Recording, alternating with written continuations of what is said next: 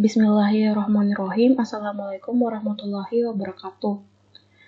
Terima kasih atas kesempatan yang telah diberikan. Perkenalkan, nama saya Nur Anisha Syahron dengan NIM H0111711510. Pertama-tama, saya ingin berterima kasih kepada yang terhormat Profesor Dr. Nurdin SSI MSI selaku pembimbing utama saya, yang terhormat Ibu Jusmawati Masalese SSI MSI selaku pembimbing pertama, yang terhormat Profesor Dr. Hasmawati MSI selaku penguji, dan yang terhormat Ibu Dr. Randa Nur Erawati MSI selaku penguji. Di sini saya akan memaparkan hasil penelitian saya yang berjudul penentuan nilai total ketidakteraturan titik pada graf generalisasi Peterson yang dimodifikasi. Nah, selanjutnya pendahuluan.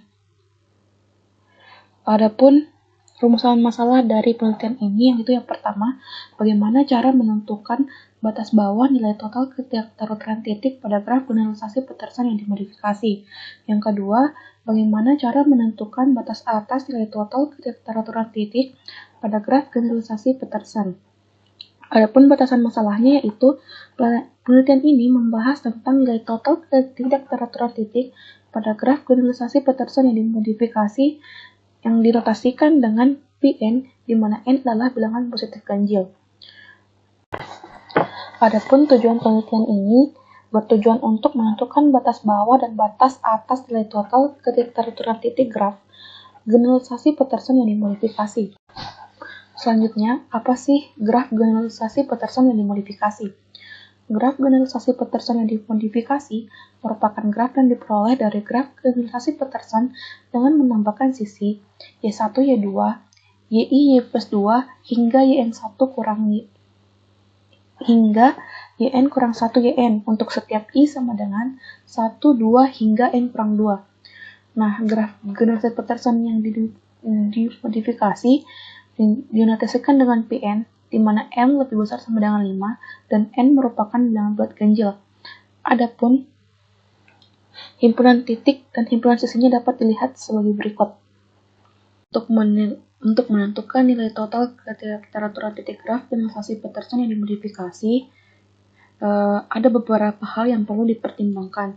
Pertama, untuk menentukan batas bawah akan menggunakan teorema 2.5.1 seperti berikut. Yang kedua, batas atas dengan pemberian label pada titik dan sisi. Yang ketiga, menentukan bobot setiap titik. Yang ketiga, bobot setiap titik berbeda. Yang keempat, mempertahankan pola pemberian label titik dan sisi. Nah, berdasarkan teorema 2.5.1 untuk n lebih besar sama dengan 5 dengan n ganjil, batas bawah nilai total ketidakteraturan titik graf generalisasi Peterson yang dimodifikasi adalah selling 2n plus 3 per 5 tambah 1. Banyaknya titik Pn adalah 2n, sedangkan derajat minimum dan maksimumnya masing-masing 3 dan 5. Selanjutnya, diberikan label titik dan sisi pada graf generalisasi Peterson yang dimodifikasi untuk n sama dengan 5, 7, hingga 23. Pada gambar 4.2.1, ini adalah gambar P5. Pada gambar P5 ini, diberikan label pada titik dan sisinya. Dan dapat dilihat label terbesarnya adalah 3, sehingga dapat dikatakan pelabelan 3 total ketidakteraturan titik pada graf P5. Begitu pula pada gambar 4.2.2 yang merupakan graf P7 dengan pelabelan terbesarnya yaitu 3. Maka dinamakan pelabelan 3 total ketidakteraturan titik graf P7. Selanjutnya, pada gambar 4.2.3 merupakan pelabelan 4 total ketidakteraturan titik pada graf P9 karena label terbesarnya adalah 4. Pada gambar 4.2.4 merupakan pelabelan 5 total titik pada graf P11 karena memiliki label terbesar yaitu 5. Nah, selanjutnya, gambar 4.2.5 merupakan pelabelan 5 total teratur titik pada graf P13. Karena pada pelabelan ini, label terbesar titik dan sisinya yaitu 5. Sedangkan pada gambar 4.2.6 memiliki label titik dan sisi yang terbesar yaitu 6 sehingga dinamakan pelabelan 6 total tidak teratur titik graf P15. Selanjutnya pada gambar 4.2.7 diberikan graf P17 dengan label titik dan sisi yang paling besar yaitu 7 sehingga dinamakan pelabelan 7 total tidak teratur titik pada graf P17. Selanjutnya, pada gambar 4.2.8 merupakan pelabelan 7 total tidak teratur titik pada graf P19. Karena label titik dan sisinya yang terbesar itu adalah 7.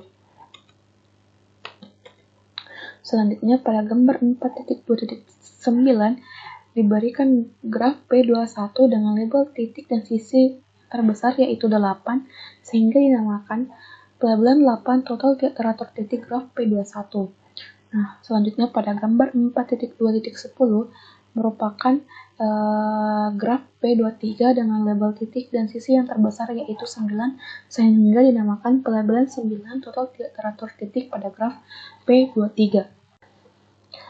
Nah, selanjutnya, berdasarkan pemberian label graf Pn untuk n sama dengan 5, 7, 9, hingga 23, maka dikonstruksikan pelabelan total ketidakteraturan titik untuk n sama dengan 9 dengan 3 kasus berikut. Kenapa dimulai dengan n sama dengan 9? Karena n sama dengan 5 dan 7 memiliki pola tersendiri.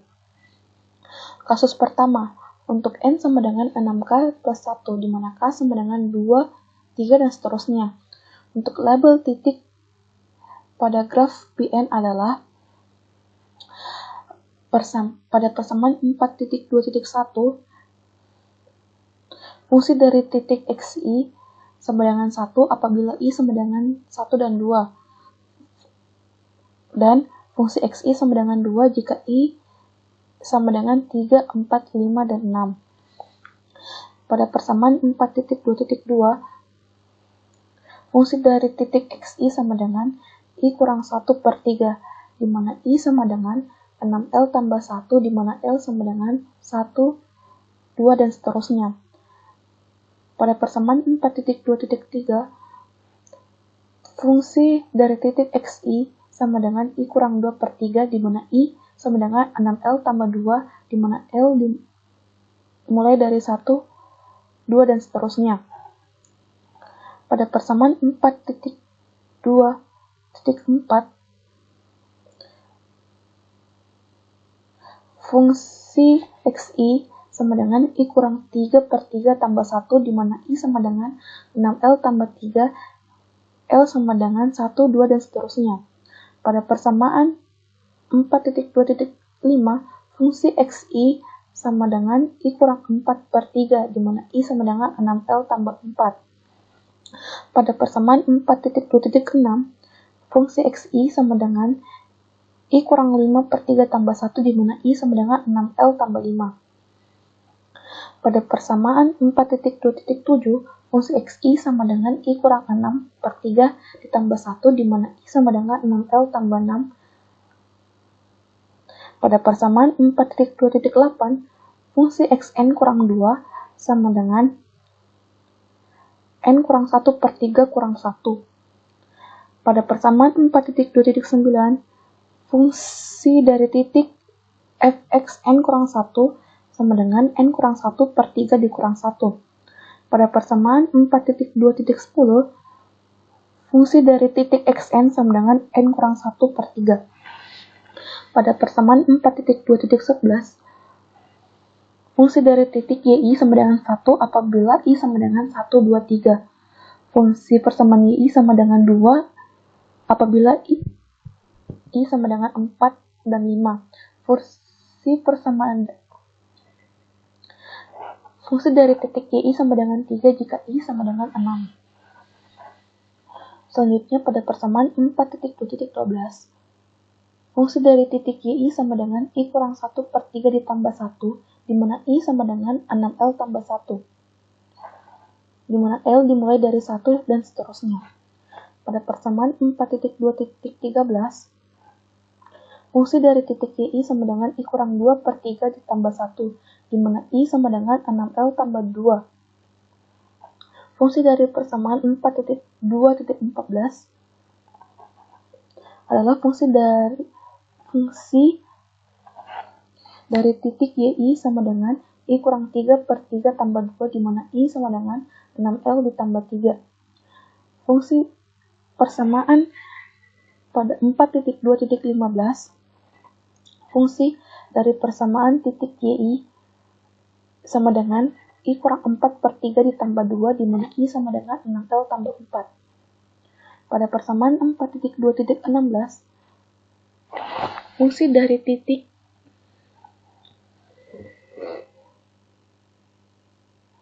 y adalah i kurang 5 per 3 ditambah 2, di mana i sama dengan 6L tambah 5. Fungsi dari persamaan dari 4.2.17,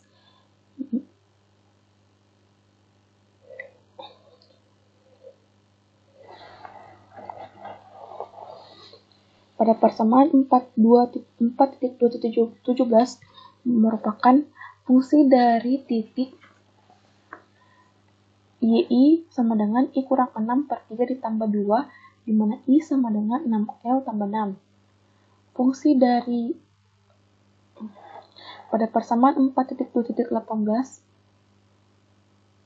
fungsi dari titik yn kurang 2 sama dengan n kurang 1 per 3. Pada persamaan 4.2.19, fungsi dari titik yn kurang 1 sama dengan n kurang 1 per 3. Pada persamaan 4.2.20, fungsi dari titik yn sama dengan n kurang 1 per 3 ditambah 1. Selanjutnya, pada persamaan 4.2.46, fungsi dari sisi xi y1 sama dengan 1. Pada persamaan 4.2.47, fungsi dari sisi xi yi sama dengan 2, di mana i sama dengan 2, 3, dan 4. Pada persamaan 4.2.48, fungsi dari xi yi sama dengan i kurang 2 per 3 ditambah 1, di mana i sama dengan 3L tambah 2. Pada persamaan 4.2.49, fungsi dari xi yi sama dengan i kurang 3 per 3 tambah 1, di mana i sama dengan 3L tambah 3. Pada persamaan 4.2.50, fungsi dari sisi xi yi sama dengan i kurang 4 per 3 ditambah 1, di mana 3L tambah 4, di mana L sama dengan 1, 2, dan seterusnya. Pada persamaan 4.2.51, fungsi dari xn kurang 2 yn kurang 2 sama dengan n kurang 1 per 3. Pada persamaan 4.2.52, fungsi dari sisi xn kurang 1 yn kurang 1 sama dengan n kurang 1 per 3.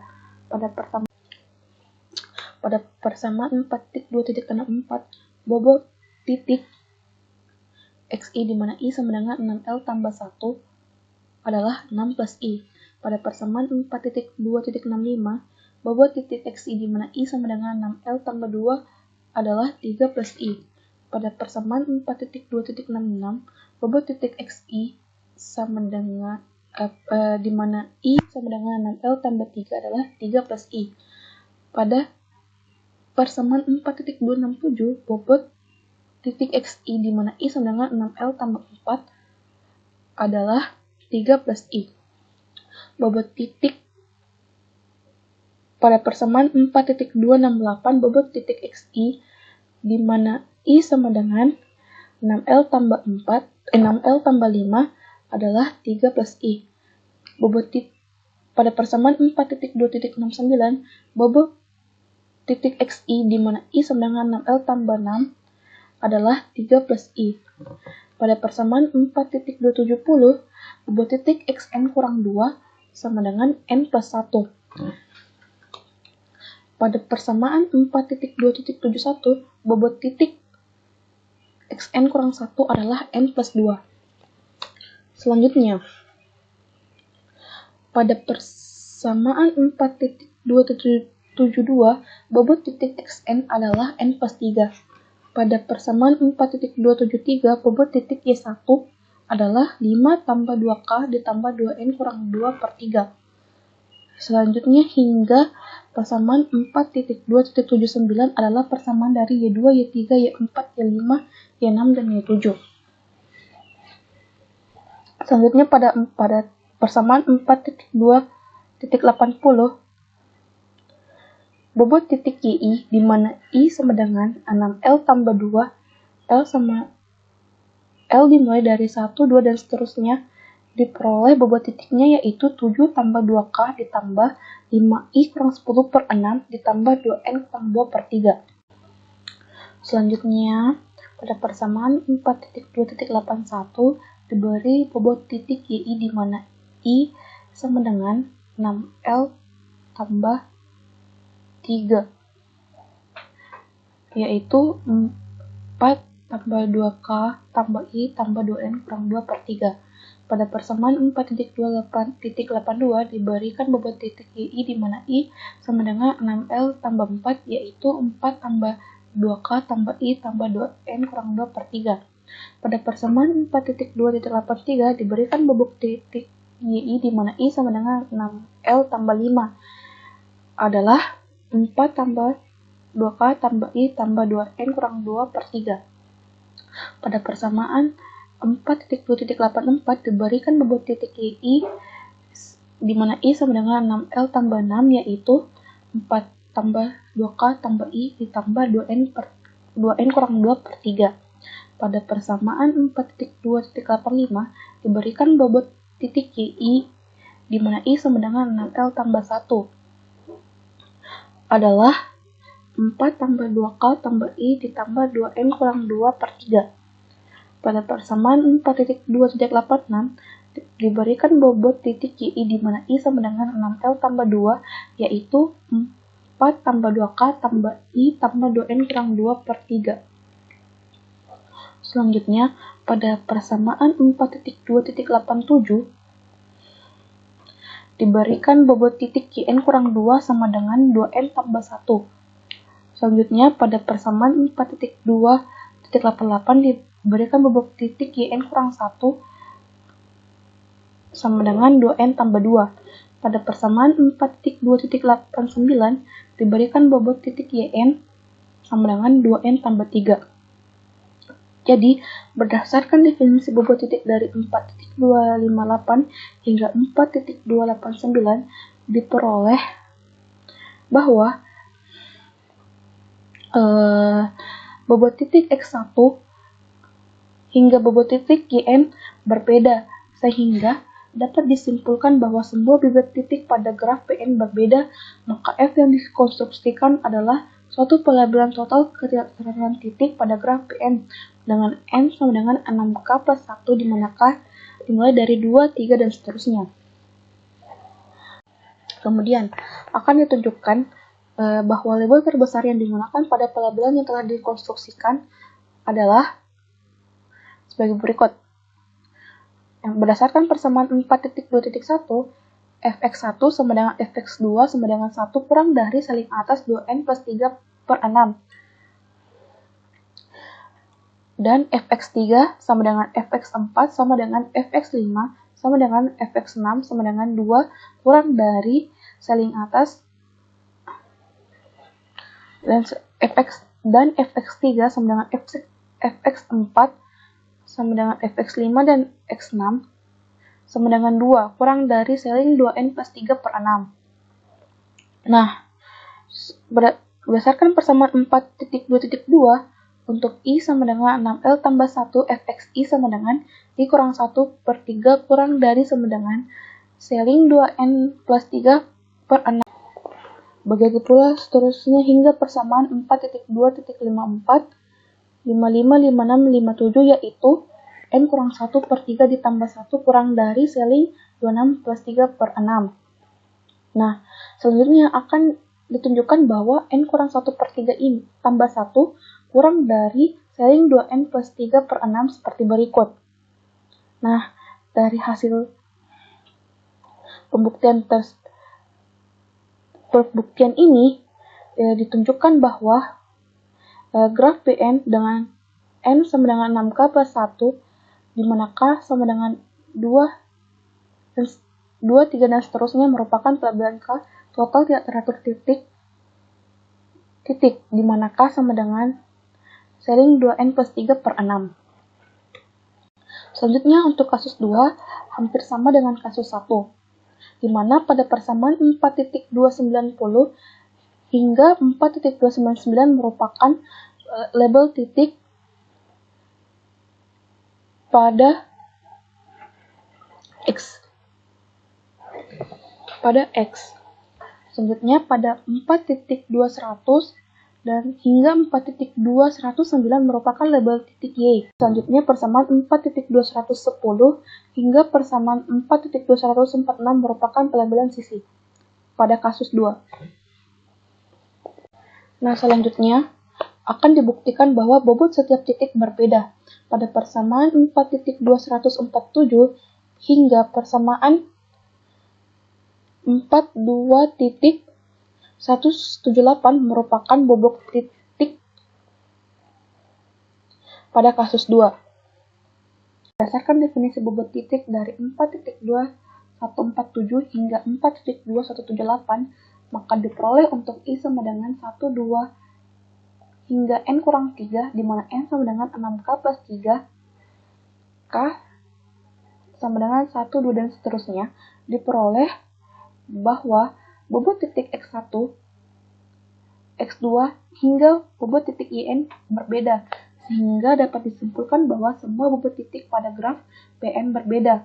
Maka F yang dikonstruksikan adalah suatu pelabelan total ketidakteraturan titik pada graf PN dengan N sama dengan 6K plus 3, K sama dengan 1, 2, dan seterusnya. Nah, selanjutnya merupakan ditunjukkan bahwa label terbesar yang digunakan pada pelabelan yang telah dikonstruksikan pada persamaan 4.290 hingga 4.2146 kurang dari seling 2n plus 3 per 6. Untuk pembuktiannya dapat dilihat sebagai berikut. Jadi, oleh karena itu, graf PN dengan n sama dengan 6k plus 3, di mana k sama dengan 1, 2, dan seterusnya merupakan pelabelan k total tidak teratur titik, di mana k sama dengan seling 2n plus 3 per 6. Nah, selanjutnya untuk kasus 3 tidak jauh berbeda pula dengan kasus 1 dan 2, di mana pada persamaan 4.179 hingga 4.2188 merupakan bobot titik dari X pada persamaan 4.2189 hingga 4.2198 merupakan bobot titik dari Y. Pada persamaan 4.2199 hingga persamaan 4.2.235 merupakan persamaan fungsi dari sisi graf PN. Nah, selanjutnya pada persamaan 4.2.236 hingga persamaan 4.267 merupakan bobot titik pada graf PN pada kasus 3. Nah, jadi berdasarkan definisi bobot titik dari 4.2.236 hingga 4.267, maka diperoleh untuk I sama dengan 1, 2, hingga N kurang 3, di mana N sama dengan 6K tambah 5, K sama dengan 1, 2, dan seterusnya, diperoleh bobot titik X1, X2, hingga titik YN berbeda, sehingga dapat disimpulkan bahwa semua bobot titik pada graf PN berbeda. Maka F yang dikonstruksikan adalah suatu pelabelan total ketidakteraturan titik pada graf PN dengan N sama dengan 6K plus 5, di mana K sama dengan 1, 2, dan seterusnya. Dan adapun selanjutnya ditunjukkan bahwa label terbesar yang digunakan pada pelabelan yang telah dikonstruksikan pada persamaan 4.2179 hingga persamaan 4.2.235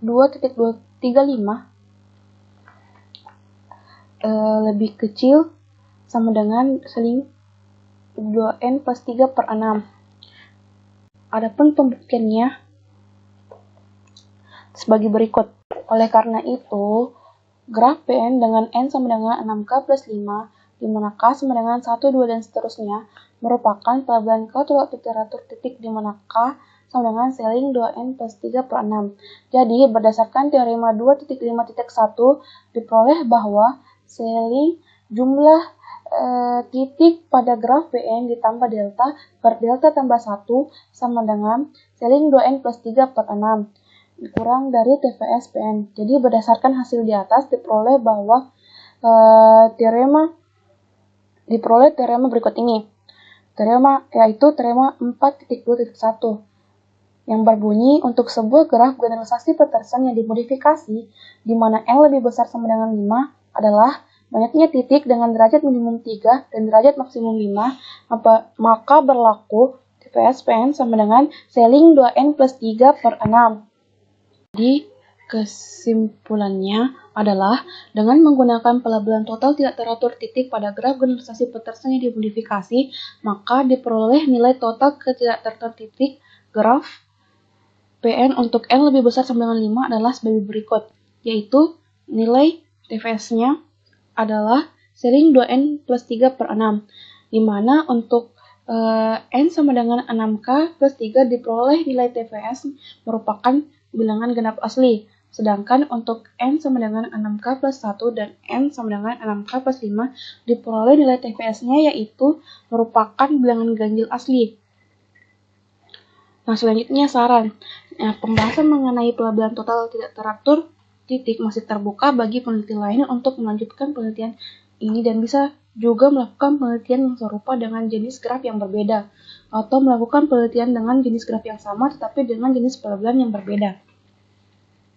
Adapun daftar pustaka dari penelitian ini adalah sebagai berikut. Sekian dari saya. Assalamualaikum warahmatullahi wabarakatuh.